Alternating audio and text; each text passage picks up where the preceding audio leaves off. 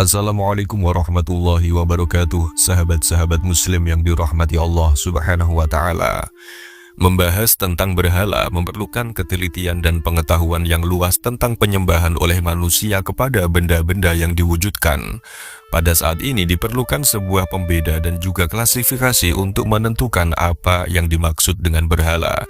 Berhala dalam etimologinya memiliki arti sebuah patung yang didewakan untuk disembah.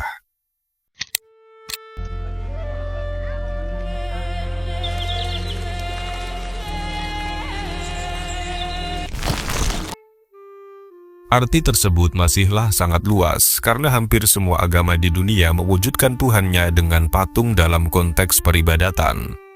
Berhala mengacu pada patung yang didewakan dan disembah oleh masyarakat Arab sebelum datangnya Islam dan masa awal Islam.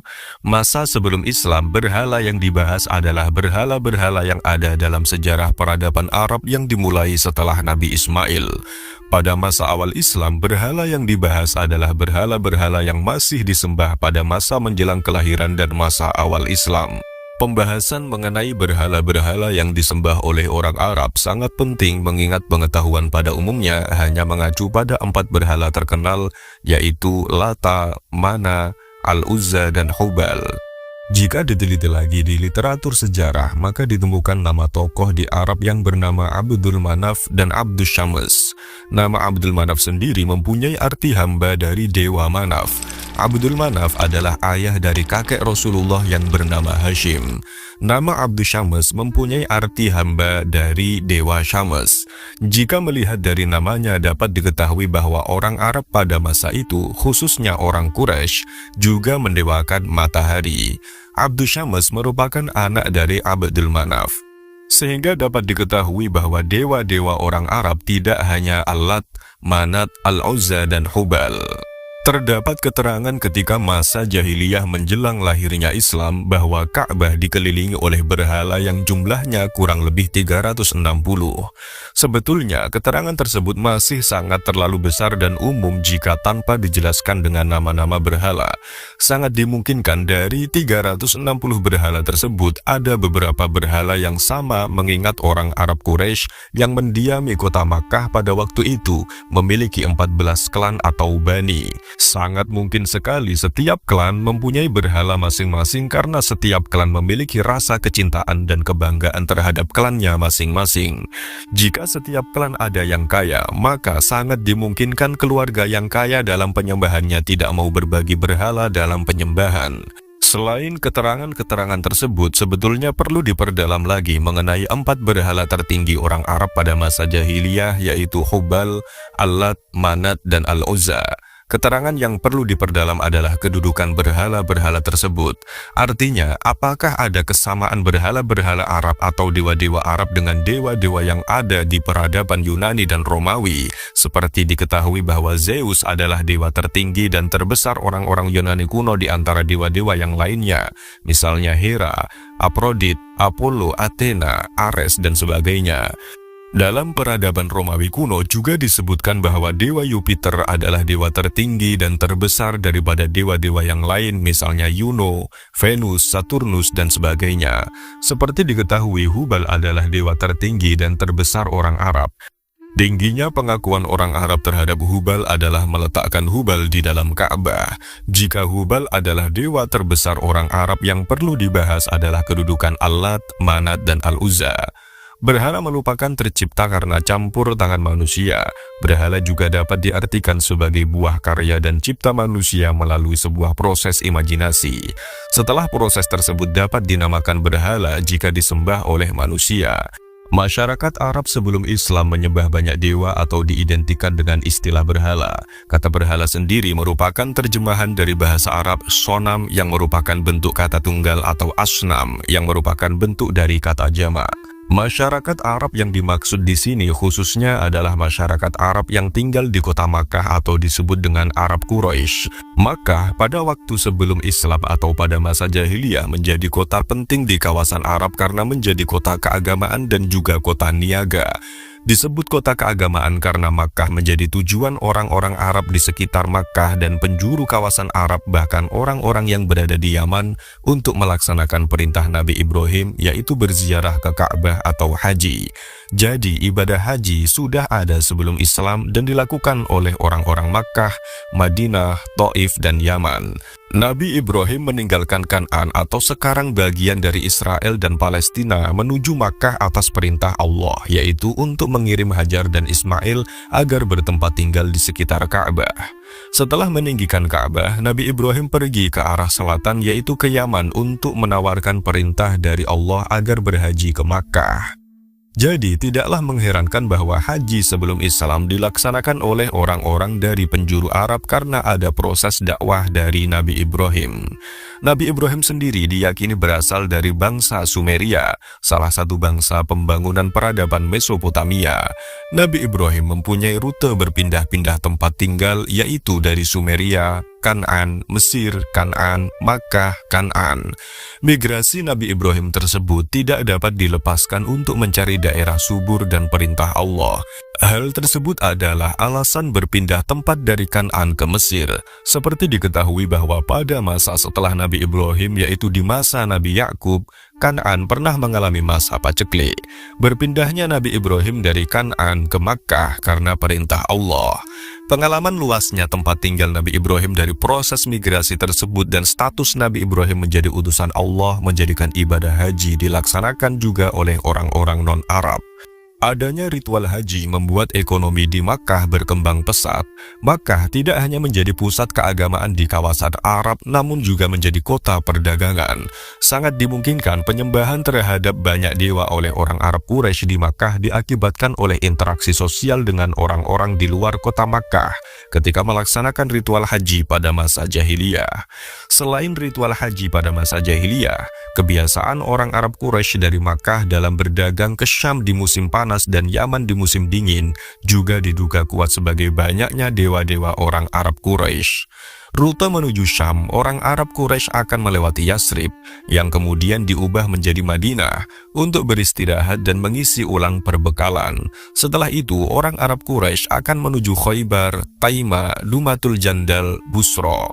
Kota Busra merupakan gerbang dari daerah Syam untuk menuju Damaskus, Yerusalem, Beirut, Gaza, dan sebagainya. Barang incaran orang Arab Quraisy di Syam adalah sutra dan rempah-rempah. Selanjutnya, barang-barang tersebut dijual ke Yaman pada musim dingin untuk ditukarkan dengan kayu gaharu dan madu.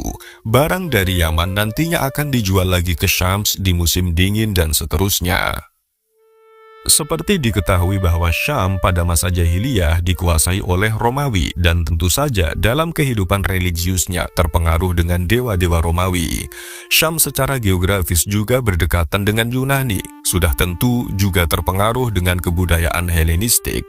Syams juga terpengaruh oleh dua peradaban besar lainnya, yaitu Mesir dan Persia. Hubal adalah dewa tertinggi orang Arab Quraisy di Makkah. Hubal sendiri bukanlah dewa asli masyarakat Makkah. Hubal dikenalkan oleh Amr bin Luhai ketika pulang dari Syam ketika berdagang. Hubal sendiri diyakini berasal dari Moab, sekarang bagian dari Yordania. Dari sisi etimologi, Hu bermakna dewa, Baal bermakna penguasa. Jadi, Hubal mempunyai kandungan makna dewa terbesar.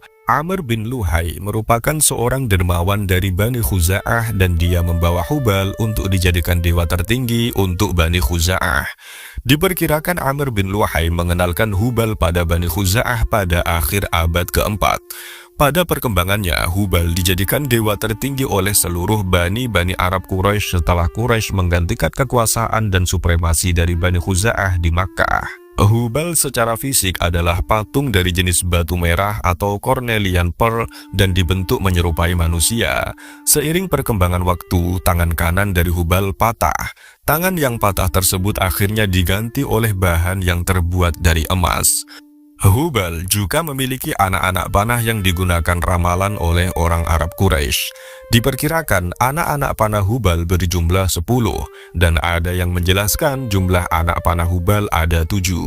Jumlah anak panah Hubal yang berjumlah 7 adalah versi terkuat. Anak-anak panah tersebut dibuat oleh orang Quraisy agar Hubal dapat menjawab pertanyaan-pertanyaan mereka.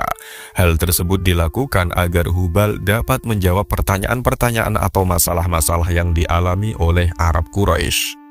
Ada cerita yang kuat mengenai undian dengan anak panah Hubal pada masa Arab Jahiliyah di Makkah. Abdul Muthalib, kakek Rasulullah, pernah bernadar atau berjanji. Isi janjinya adalah jika dia memiliki anak berjumlah 10 orang, maka anak yang paling bungsu akan dikorbankan.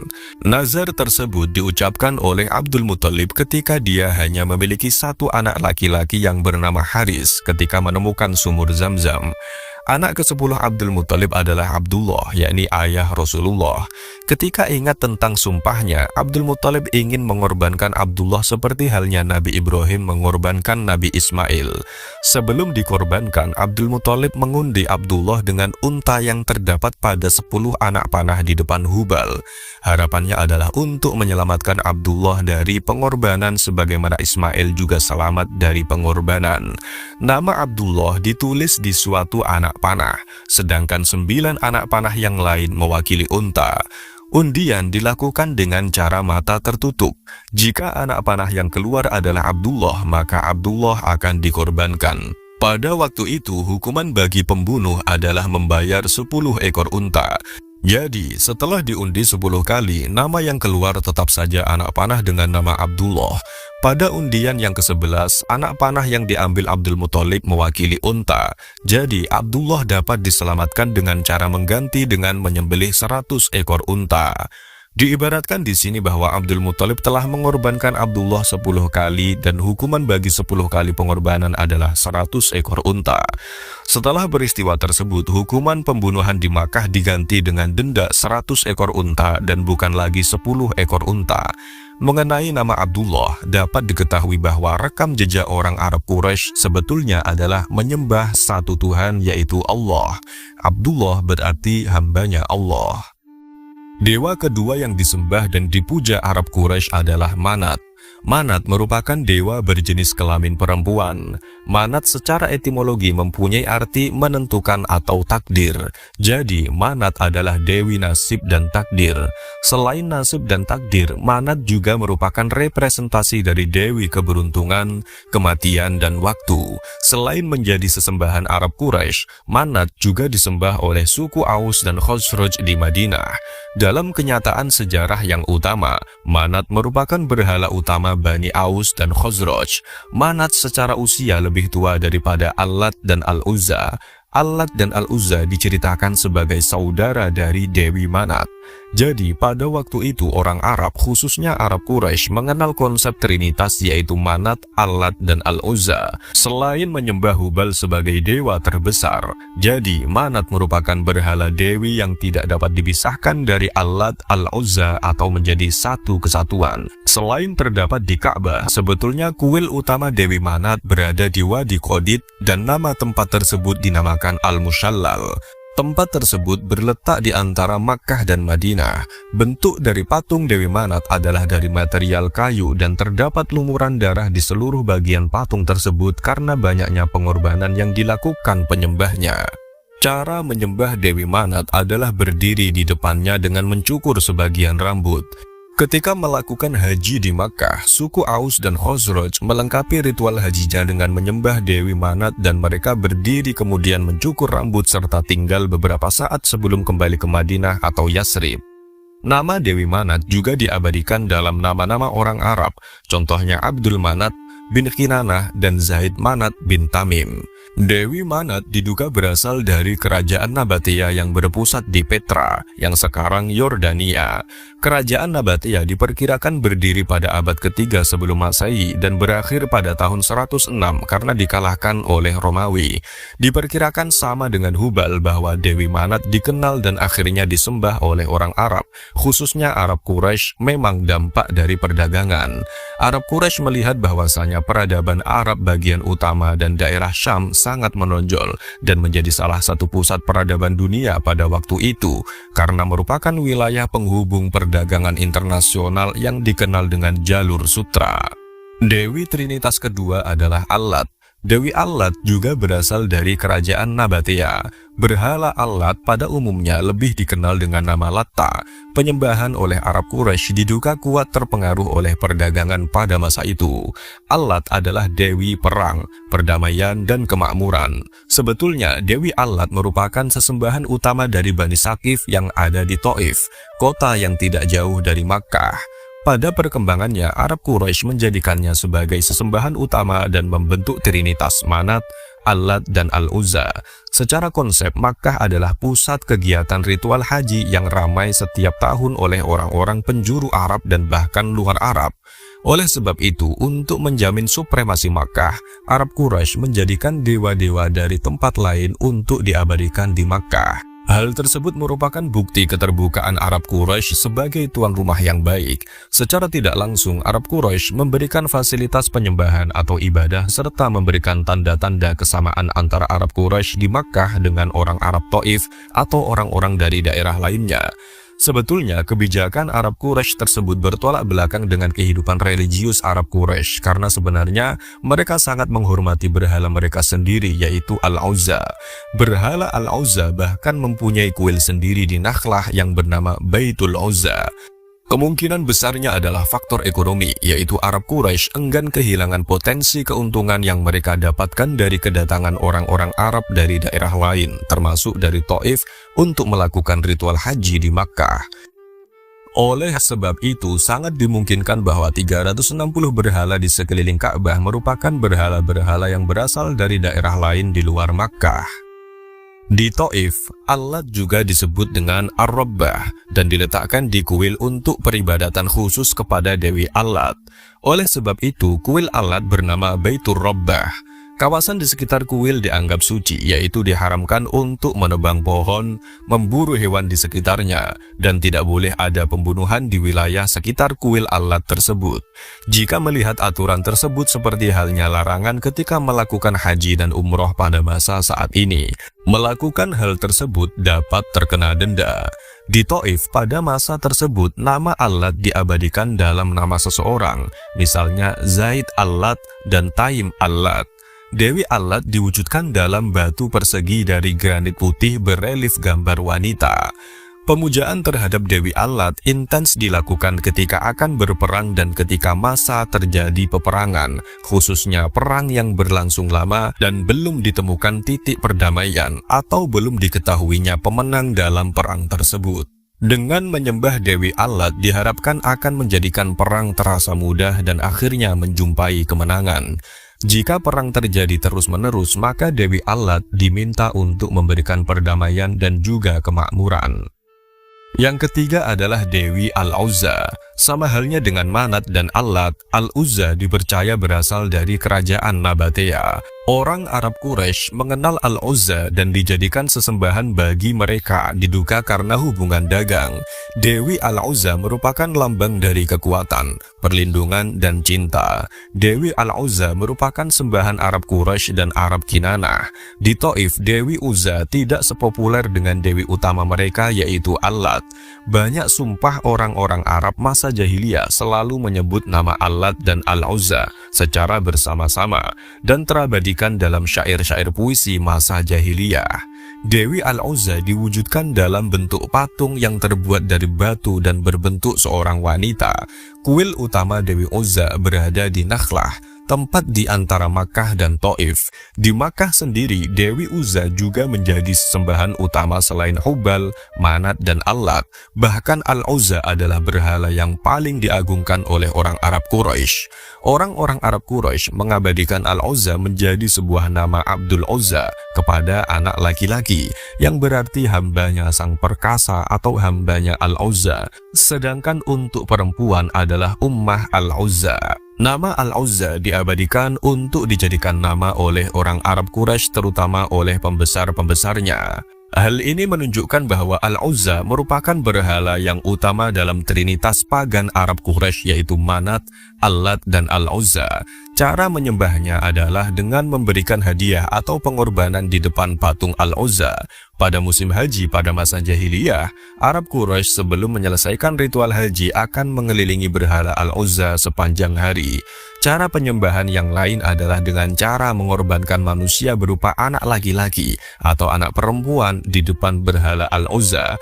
Akan tetapi hal tersebut dihindari dan diganti dengan hewan seperti unta. Sebetulnya masih ada hal unik yang terselip dalam dewa-dewa Arab pada masa jahiliyah, khususnya dalam Hubal, Manat, Allat, dan Al-Uzza. Ada sebuah kemiripan dewa-dewa Arab dengan dewa-dewa yang ada dalam peradaban Yunani kuno dan Romawi, yaitu mengenai adanya keterikatan unsur kekeluargaan. Unsur kekeluargaan yang dimaksud adalah adanya kepercayaan masyarakat Arab pada waktu itu terjadinya pernikahan antar dewa. Hubal merupakan dewa terbesar orang Arab Quraisy dengan catatan tanpa menyampingkan konsep sembahan trinitas mereka, yaitu Manat, Allat, dan Al-Uzza. Hubal ternyata dipercaya masyarakat Arab Quraisy mempunyai istri yang bernama Dewi Manat. Manat adalah anak dari Hubal. Seperti diketahui bahwa Hubal diduga berasal dari kerajaan Moab yang dibawa Amr bin Luhai dari perjalanannya dari Syam, sedangkan Manat berasal dari kerajaan Nabatea. Kedua kerajaan tersebut berasal dari daerah Syam, namun berbeda periodenya. Jadi, Arab Quraisy menggabungkan konsep dewa dari kerajaan yang berbeda. Arab Quraisy melihat bahwa Hubal memiliki sisi maskulin karena wujud atau bentuk patungnya, yaitu berbentuk patung laki-laki. Manat memiliki sisi feminim karena patungnya berbentuk perempuan. Pertanyaan besarnya adalah, kenapa harus Manat yang menjadi istri Hubal dan tidak menjadikan Allat dan Al-Uzza sebagai pasangan Hubal? Setelah diteliti, ternyata dalam kebudayaan kerajaan Nabatea bahwasanya Allat dan Al-Uzza merupakan istri dari Dusyara. Selain itu, Arab Quraisy di Makkah menjadikan Al-Uzza sebagai berhala utama mengalahkan pamor dari Allat dan Al-Manat. Jadi, yang belum mempunyai pasangan adalah Manat. Hal tersebut mungkin adalah alasan Arab Quraisy menjadikan Manat sebagai istri dari Hubal karena Allat dan Al-Uzza dalam kepercayaan orang-orang Nabatea adalah istri dari Dusyara. Dari hal tersebut, kemudian timbul pertanyaan, yaitu apakah terdapat pemahaman dari Bani Khosraj dan Bani Aus bahwa Manat adalah istri dari Hubal, mengingat Manat adalah berhala utama mereka. Jadi, konsep pasangan Hubal-Manat merupakan buah pikiran asli Arab Quraisy atau mungkin pikiran dari orang-orang di Madinah, khususnya Bani Khosraj dan Bani Aus.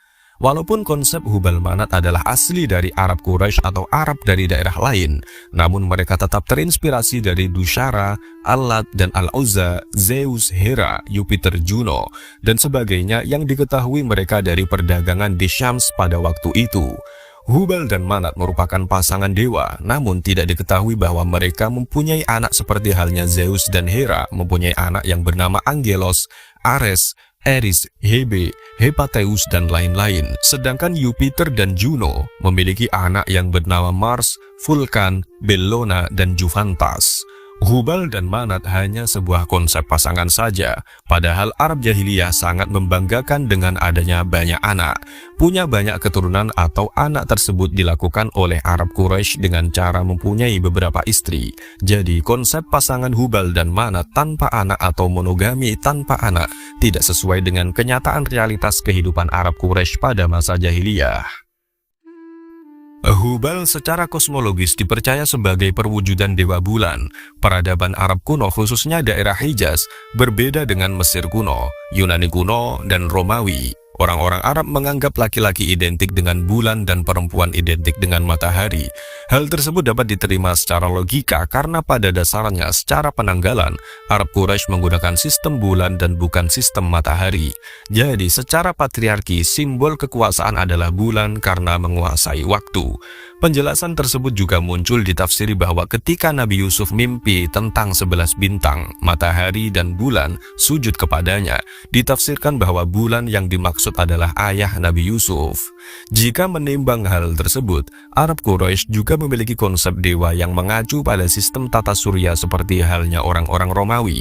Perbedaan dasarnya adalah menganggap bulan atau Luna sebagai benda langit yang superior karena berani jalan sendirian di malam hari, dan memandang matahari atau Sol sebagai perempuan karena berani keluar sendirian ketika hari masih terang benderang. Secara keluarga, Hubal tidak diketahui mempunyai ayah atau ibu seperti halnya Zeus atau Jupiter, ataupun saudara kandung. Jika dilihat secara umum, sebetulnya dalam kerajaan Nabatea, Hubal mirip dengan Dushara. Orang-orang Nabatea mengenal Manat, Allat, dan Al-Uzza. Dari ketiga dewi tersebut, Allat dan Al-Uzza merupakan pasangan dari Dushara. Arab Quraisy, Bani Saqif, Bani Khosraj, serta Bani Aus mengambil ketiganya, baik Al-Uzza, Allat, dan Manat sebagai berhala-berhala mereka. Jadi, kemungkinan besarnya sebetulnya Hubal dalam kerajaan Moba dengan Dushara atau Du Ashara dalam kerajaan Nabatea merupakan dewa yang sama, akan tetapi memiliki penamaan yang berbeda, seperti halnya orang-orang Yunani memandang planet Jupiter sebagai Zeus dan orang Romawi memandang planet Zeus sebagai Jupiter. Lalu Manat merupakan representasi dari bulan yang memudar, artinya setelah bulan mengalami purnama dan kemudian proses berikutnya adalah menuju bulan baru. Proses purnama ke bulan baru disebut memudarnya bulan. Memudarnya bulan pada waktu itu dianggap sebagai kematian atau matinya bulan dalam satu bulan. Oleh sebab itu, Manat identik dengan Dewi Kematian. Jadi, Manat secara kosmologi menyatu dalam diri bulan itu sendiri yang ada dalam diri Hubal. Jika Hubal adalah dewa bulan, secara hubungan keluarga, Manat merupakan saudara dari Allat dan Al-Uzza. Ketiganya pada masa jahiliyah diyakini oleh orang Arab Quraisy sebagai putri-putri Allah. Allat secara kosmologi merupakan dewi bulan sabit. Secara hubungan keluarga, ada yang berbeda antara Arab Quraisy dengan orang-orang Nabatea. Dalam sumber yang lain, masyarakat Nabatea meyakini bahwa Dewi Allat adalah ibu dari Hubal atau Dushara, jika Dushara diyakini sebagai Hubal. Jadi, Allat adalah ibu mertua dari Manat. Dewi Allat sendiri juga diyakini sebagai permaisuri dari Allah. Jika diyakini seperti itu, maka Al-Uzza dan Manat adalah anak dari Allat. Dari keterangan tersebut, menasbihkan julukan dari Allat sendiri bahwasanya dia adalah ibu dari para dewa atau dewi. Jika seperti itu, maka Hubal dan Manat adalah saudara. Jadi, terjadi pernikahan satu saudara antara dewa yang disembah oleh Arab Quraisy sebagaimana Zeus menikahi Hera atau Jupiter menikahi Juno. Al-Uzza secara kosmologi merupakan bentuk dari bintang kejora atau Venus. Secara keluarga diyakini sebagai anak dari Allah dan merupakan saudara dari Manat dan Allat. Dewi Al-Uzza diyakini merupakan dewi yang paling muda dibandingkan Allat dan Manat. Dalam budaya Nabatea, Al-Uzza adalah istri dari Dushara bersama dengan saudara perempuannya Allat. Dalam versi yang lain, Allat adalah istri dari Allah dan juga anak perempuan dari Allah. Jadi, dewa-dewa Arab Quraisy secara kosmologi terpengaruh oleh fenomena langit, yaitu bulan dan bintang kejora. Bulan terwujud dalam diri Hubal, Manat, dan Allat, sedangkan Al-Uzza merupakan wujud dari bintang kejora atau Venus yang tampak jelas di awal malam. Secara hubungan keluarga masih terdapat banyak versi tentang Hubal, Manat, Allat, dan Al-Uzza. Sahabat-sahabat muslim yang dirahmati Allah subhanahu wa ta'ala, berhala bangsa Arab secara keseluruhan jika dijumlah dapat berjumlah ribuan. Hal tersebut diperkirakan jika awal mula periode peradaban Arab dimulai oleh Arab Ba'idah atau orang-orang Arab yang telah hilang, termasuk kaum Ad dan kaum Samud. Kaum Ad sendiri masih diperdebatkan keberadaan kotanya, yaitu di daerah Gurun Ar-Rub Al-Khali. Penelitian terbaru yang dimungkinkan kaum Ad berada di Ubar, Shisur, dan Oman. Reruntuhan tersebut secara geografis berdekatan dengan Gurun Ar-Rub Al-Khali. Kaum Ad, kaumnya Nabi Hud, diperkirakan telah ada bersamaan dengan peradaban Mesopotamia maupun Mesir kuno. Jadi, jika peradaban kaum Ad tidak hilang atau tidak dimusnahkan oleh Allah karena memusuhi Nabi Hud dan ajarannya, maka peradaban kuno tentunya akan bertambah, yaitu memasukkan peradaban Arab kuno. Selain kaum Ad, Arab juga memiliki kaum Samud, kaumnya Nabi Soleh. Kaum Samud juga dimusnahkan Allah karena memusuhi Nabi Soleh dan ajarannya. Kaum Samud berlokasi di Madain Soleh atau juga dikenal dengan Al-Hijr. Reruntuhan tersebut terletak di Provinsi Madinah dan berdekatan dengan kota kuno Al-Ula, yang sekarang justru menjadi destinasi wisata. Demikian dari kami, apabila banyak kesalahan mohon maaf yang sebesar-besarnya. Al-haqqu mir rabbika falatakunanna minal mumtarin. Wassalamualaikum warahmatullahi wabarakatuh.